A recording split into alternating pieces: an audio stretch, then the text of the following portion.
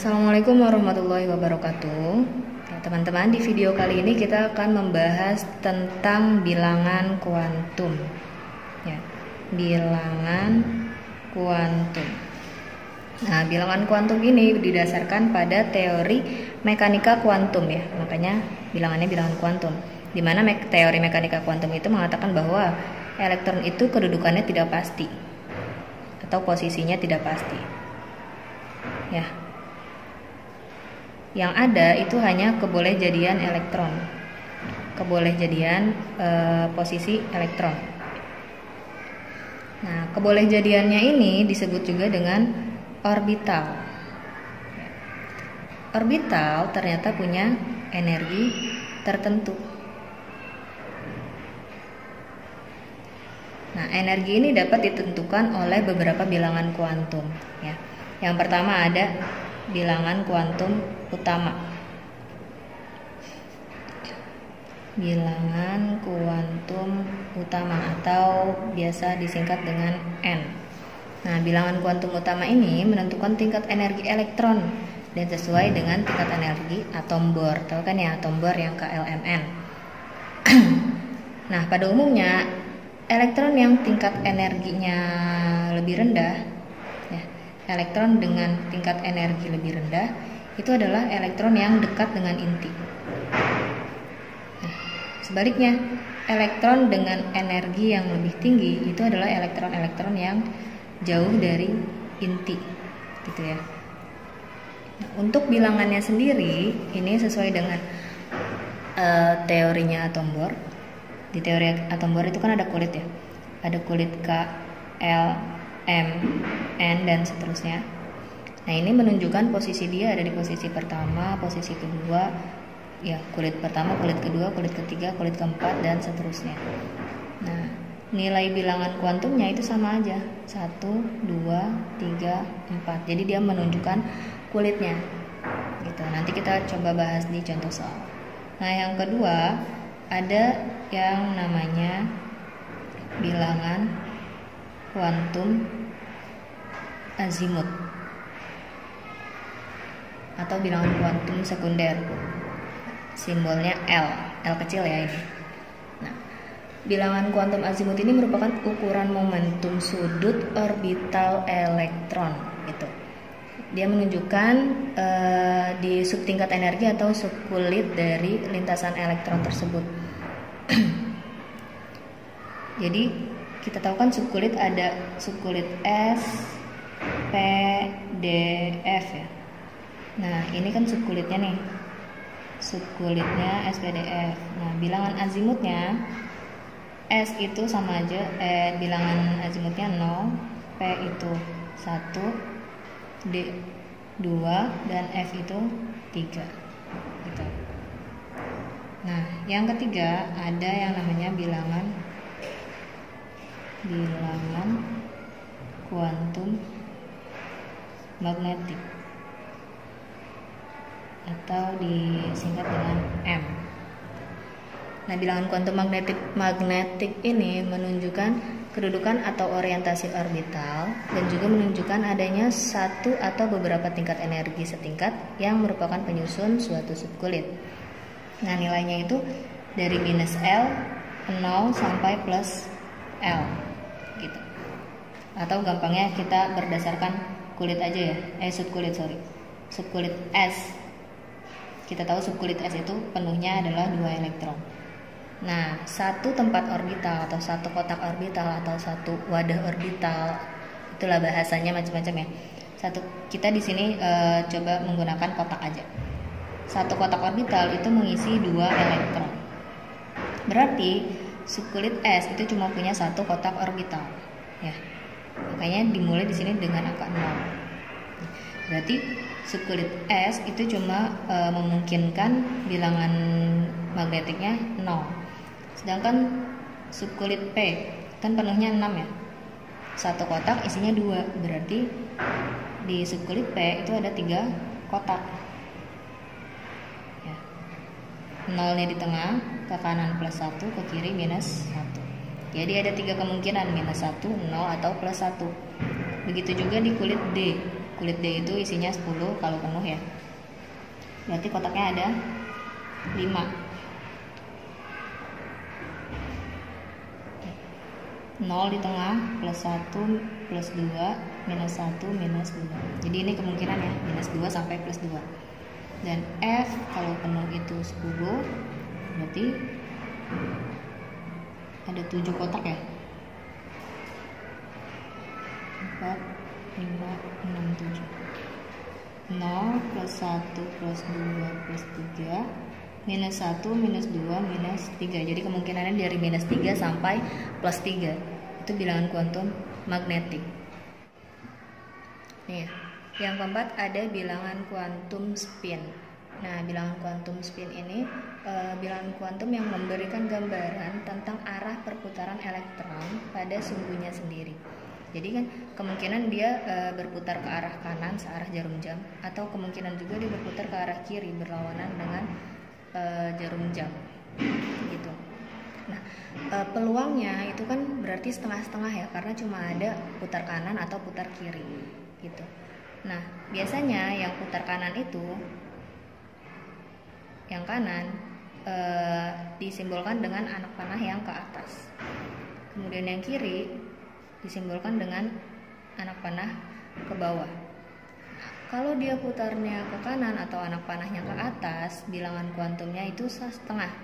Sama, ini juga peluangnya setengah. Nah, untuk membedakan, kalau dia ke atas kita berikan tanda positif, kalau dia ke bawah kita berikan tanda negatif, gitu ya. Sekarang kita coba masuk ke contoh soal. Contoh soal yang pertama, tentukan bilangan kuantum dari SC yang nomor atomnya 21. Nah, kalau dikasih tahunya seperti ini, kita harus konfigurasikan terlebih dahulu. Ya, 21 SC itu kalau kita konfigurasikan dengan subkulit ya. Berarti kita bisa singkat dengan AR, karena AR di sini 18. Kemudian kita bisa langsung masuk ke kulit 4S, isinya 2, 20 berarti kurang 1. Ke subkulit yang selanjutnya 3D, 1 ya, karena sisanya. Nah, yang kita cari bilangan kuantumnya itu adalah yang terakhir. Jadi kita cari bilangan kuantum utamanya, itu adalah angka yang di depan ini nih. Berarti N-nya 3. Kemudian bilangan kuantum sekunder atau azimut. Kulit D. Kulit D tadi apa? Kalau S itu 0, P itu 1, D itu 2, F 3. Berarti ini ya. Itu berarti L-nya 2. Kemudian bilangan kuantum magnetik. Karena dia di kulit D itu kan maksimal terisi 10.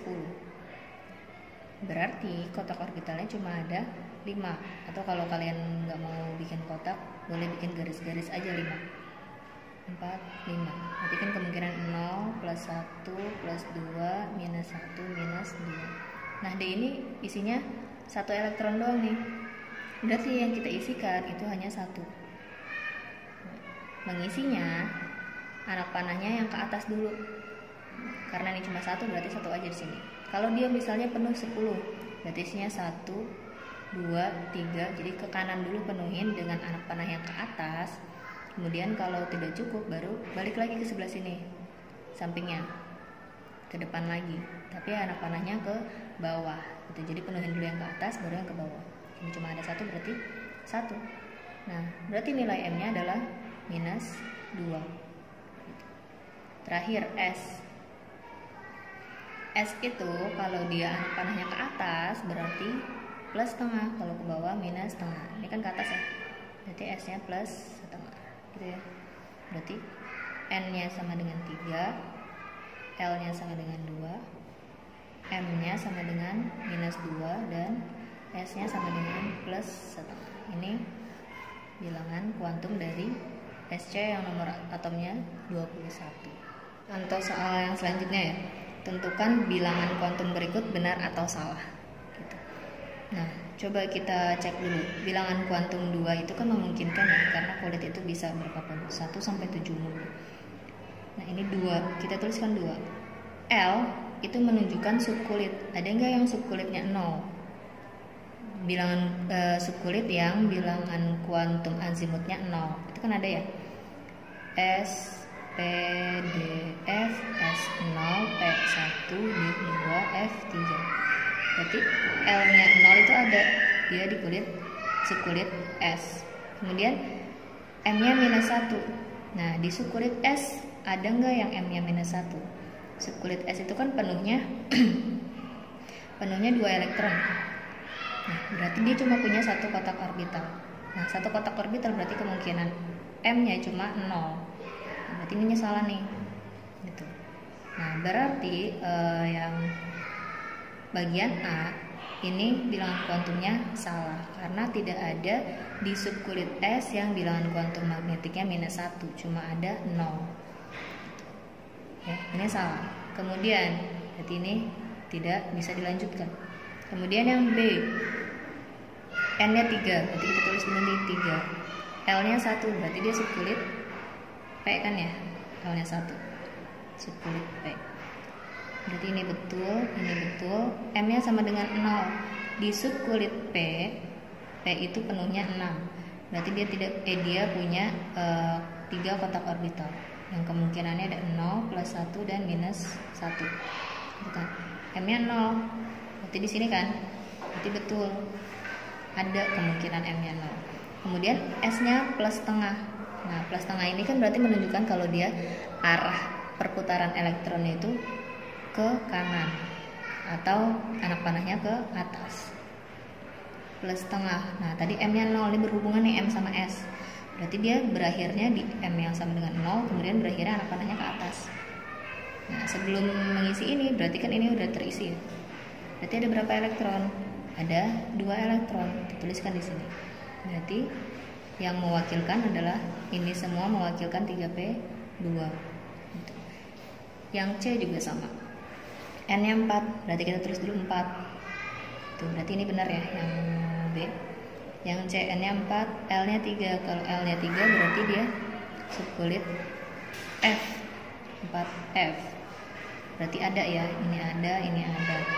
Kemudian M-nya -1. Ada nggak subkulit F yang magnetiknya -1? F kan 7 kotak ya. 1, 2, 3, 4, 5, 6, 7. Berarti dia kemungkinannya 0, +1, +2, +3, -1, -2, -3. Dia adanya -1. Berarti dia akan berakhir di sini, di kotak ini. Dan spinnya itu negatif. Berarti ini kemungkinan ada ya. Spinnya negatif berarti dia berakhir ke bawah anak panahnya. Nah, sebelum berakhir yang di sebelah sini berarti dia mengisi juga kotak yang ini. Itu yang ke bawahnya ya. Yang ke atasnya berarti dia ngisi juga semuanya. Ini dia isi, berarti dari sini ya. Isi. Nah, kenapa saya mengisinya mundur? Karena kita membuktikan ya, bukan mencari. Jadi ini mundur. Kalau misalnya kita mencari dari seperti yang nomor 1 nih, ini kita isinya maju dari kiri ke kanan, dipenuhin dulu, kemudian baru balik lagi ke depan dengan anak panah yang mundur. Kalau misalnya kita membuktikan berarti dari belakang gitu. Nah, ada berapa total elektronnya? Tinggal dihitung aja. 1, 2, 3, 4, 5, 6, 7, 8, 9, 10 elektron. Berarti ini mewakilkan ini ya. Ini betul, ada terbukti. Sedangkan ini tidak memungkinkan karena M-nya tidak bisa -1 untuk subkulit S. Itu ya. Semoga bisa dipahami. Terima kasih. Wassalamualaikum warahmatullahi wabarakatuh.